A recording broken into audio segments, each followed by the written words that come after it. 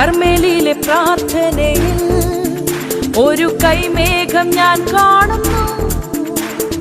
ആഹാബ് വിറച്ച പോലെ അഗ്നിമഴയായി പെയ്യണമേ.